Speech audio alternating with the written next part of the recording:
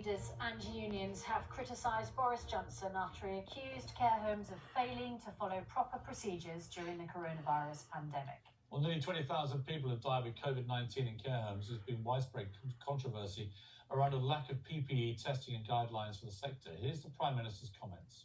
We discovered too many care homes didn't really follow the procedures in the way that they could have, but we're learning lessons the whole time. One of the most important things is to fund them properly. So we'll put another 600 million into COVID compliant care homes, but we'll also be looking at ways to make sure that the care sector long term is properly organised and supported. Well, someone's got in touch with me on Twitter. They don't want their name used, but here's an example of the reaction to the Prime Minister's comments. As a worker in a care home which has kept everyone alive and well throughout the crisis, the PM's comments are insulting and despicable. An attempt to shift the blame from his own incompetence and deliberate herd immunity policy. This is a smack in the face for every one of the people he cynically stood clapping for on Number 10's doorstep. Clap for carers and then blame them. Then blame them for over 20,000 deaths in care homes, which came about because the British government sent over 25,000 elderly people out of hospitals in the space of just a couple of weeks back into care homes without testing them for COVID.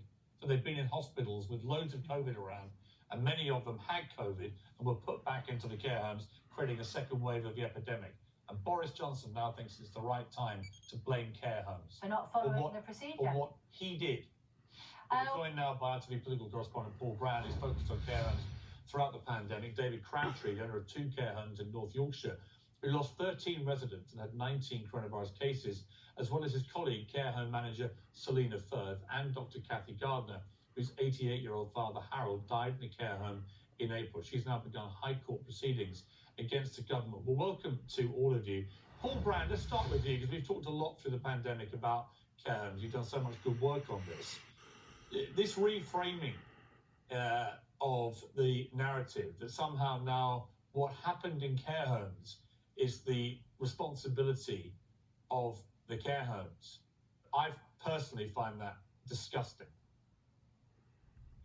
Yeah, morning, Piers. Morning, Susanna. Actually, this is an argument I've often heard, that care homes are predominantly private companies. Why weren't they prepared for the pandemic? Why didn't they put in their own preparations? But just as cafes and restaurants have needed the furlough scheme, so care homes were facing factors beyond their control, and that is why they are so angry this morning about what the Prime Minister has said, because it's not a case that they weren't following the guidelines. In their view, the guidelines were impossible to follow.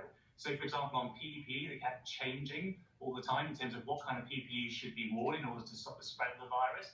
As you say, patients were being discharged from hospital into care homes without testing. So how were homes supposed to monitor the spread of the virus? And Downing Street is rowing back from these comments this morning, saying they didn't mean to blame care homes, essentially. But there is a suspicion that this is a rehearsal for the public inquiry. And more than that maybe this is the argument that was always being rehearsed all along, that the government had to take responsibility for the NHS, it runs the NHS, but that maybe it could shift some of the blame for the care sector. Well, yeah, which of course, I mean, just remember, there is a document, because you reported on this, there is a document that makes it quite clear that the removal of 25,000 elderly people from hospitals was done without any necessity to give them a test to check that they were COVID-free.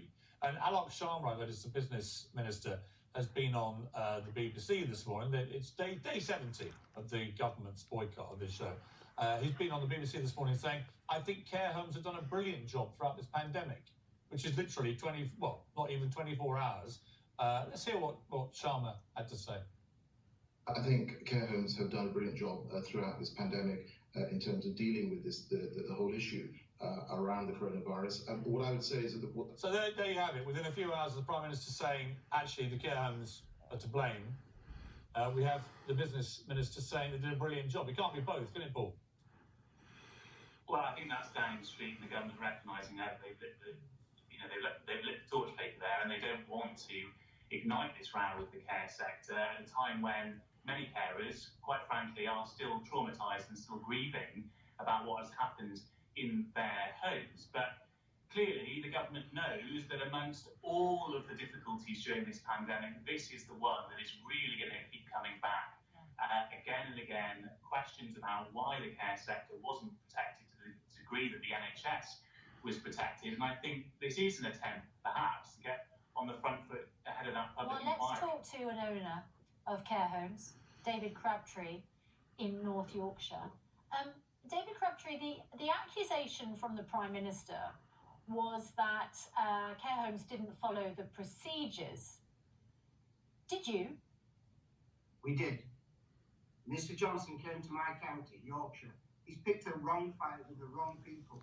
He made a mistake in Liverpool a few years back. This is much, much bigger. This is huge.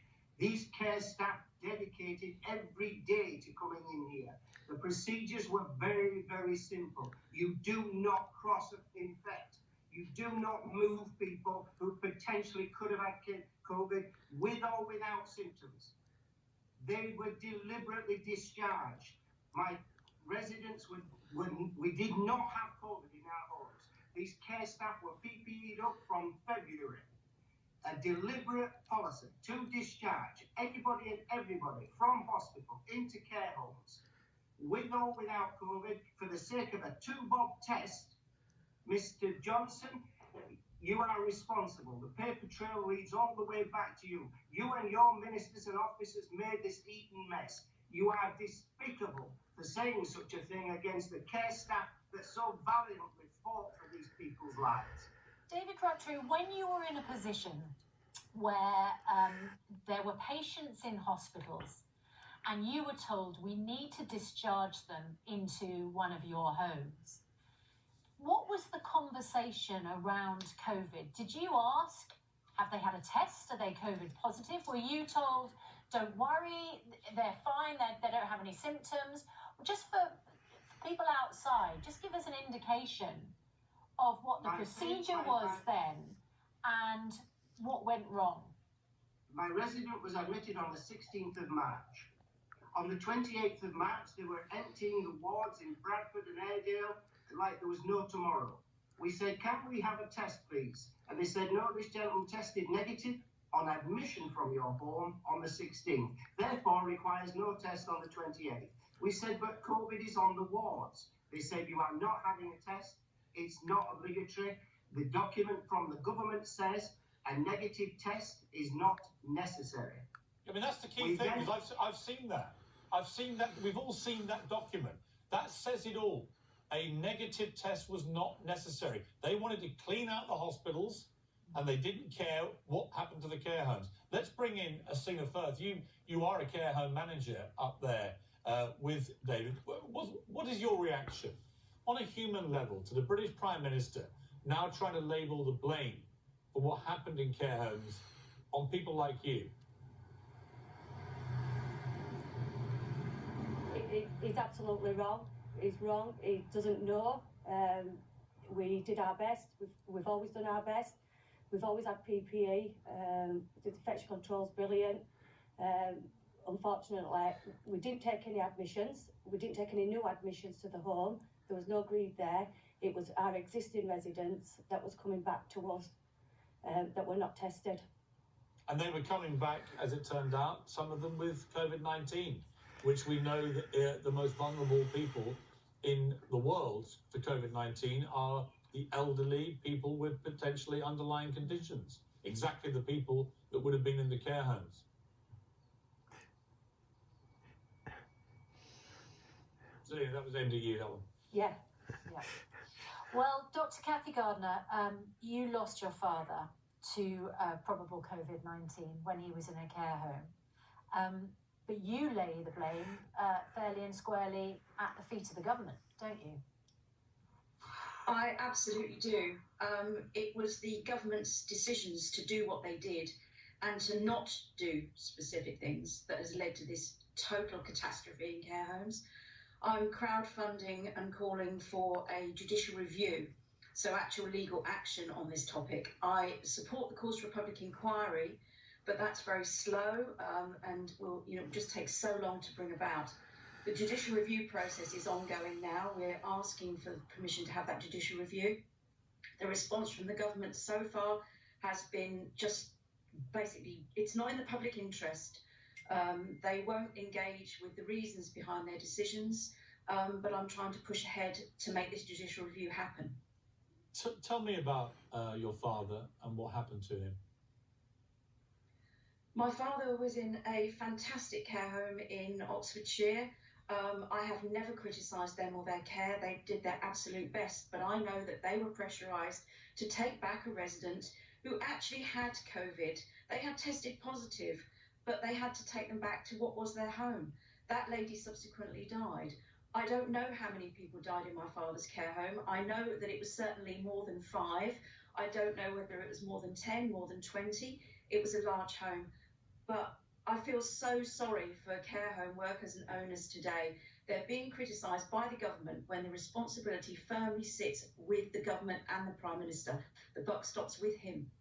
David Crabtree, I mean, I think what really sticks in the gullet is this suggestion that somehow care homes, it was their responsibility to deal with a global pandemic, even when the government is sending tens of thousands of people out of hospitals back into care homes. That somehow you guys, who had no control over that decision-making, were then responsible for everything to do with the pandemic. We were left out to dry. They wouldn't test our staff, they wouldn't test our residents. Even today, there is no antibody testing for care staff, yet there is for so-called frontline. They said this was on a war footing. They blew the whistle. Our troops went over the top. All the carers throughout the country went over the top for them, and now he's throwing them under the bus. Just like he tried to blame the clinicians last month, and then last week he tried to blame the PHE. Mr. Johnson, the care staff here invested in you, and you promised to keep them and look after them. You've done nothing, and now you're demeaning them. You are this is an appalling situation. Paul Brand. We just lost Paul Brand. Let's go to Selina Firth again. Selina, on a human level, how hard has it been for you and your fellow care workers to get through this crisis so far? Surreal, mentally, physically tired. You know, these people to us are not national insurance numbers, they're not NHS numbers, they're people, they have personalities. We've lost people, we've been with them while they've died painful deaths. It's like the unknown, and maybe if Boris, was to visit our home, we'd see. Yeah. And then, you've all made such huge sacrifices. I know people who work in care homes, and I know the sacrifice they made. I know that many have actually lived in the care homes and not seen their families to try and protect the lives of the people they're caring for. And to have the Prime Minister yesterday stand there and basically say, yeah, a lot of people died, but not our fault, it was the care homes. Must be a kick in the teeth to all of you. Absolutely. We were screaming for tests. Our GP was fantastic. Went through public health to get us tests. For 29 residents, we were sent 6 tests for residents. We were just constantly fighting. We didn't, it's a silent killer. It was in this home. We didn't know where it was. The residents didn't have the normal symptoms of temperature. That was part of the problem, wasn't it, of course? Asymptoms. Absolutely a shocking dereliction of duty by the Paul government. Brand, I wanted just to talk to you about the fact that whenever the government is asked about its record so far on COVID, it always points to the fact that the NHS didn't get overwhelmed, but neglects to say that that was partly because the problem was shifted to care homes. I mean, there's going to be quite a reckoning, isn't there? Yeah, and actually, Susanna, I think they do more than that. They argue that the care sector was protected. They say that only 30% of homes had an outbreak, which compares to maybe sort of 50% on the continent in Europe. They argue that discharges fell during the pandemic. So there's a lot of kind of use of data here to argue that the care sector was protected. As soon as you drill down into that data, of course, you find all kinds of other stories suggesting that perhaps care residents weren't protected to the degree that they should have been, And what's more, we did discover at ITV News that this was always the plan from the beginning of the pandemic, to discharge patients from hospital into the care sector. Beds were block booked in care homes. The paper trail is there. And so for the government to argue that the care sector was perfectly protected, I think, will smack of hypocrisy to a lot of care homes who feel that, as I say, this was always the plan, to get patients out of hospital as quickly as possible to protect the NHS. Understandably, there was panic at the time about hospitals becoming overwhelmed, but did anyone stop for 2 minutes and think, what would the impact be on the care sector? That is going to be the question. You know what? They didn't, ironically, they didn't care, Paul. They didn't care. They didn't even think about the care homes. They thought that was not their problem. Their problem was to clear bed space in hospitals. And if that meant sending out 25,000 elderly vulnerable people, many of whom had COVID-19, into care homes full of other elderly vulnerable people, then that was the sacrifice they were prepared to make. And I think it stank at the time, and I think now trying to blame the care homes is a total disgrace. Thank you to all of you for joining us. We appreciate it, and thank you to all those involved in care home work, David and Selena and all the others watching. If you work in a care home, we value you, and we thank you for the incredible sacrifices you've all made in this pandemic. And I'm so sorry that the British Prime Minister has been so callous as to blame you all for what happened. And our thoughts, of course, with anybody who's lost a loved one in a care home during this crisis. And thank you to Dr. Kathy Gardner, because I know that that's not where you lay the blame, but you seem to have paid the price, and it's utterly heartbreaking for you and your family. So thank you too.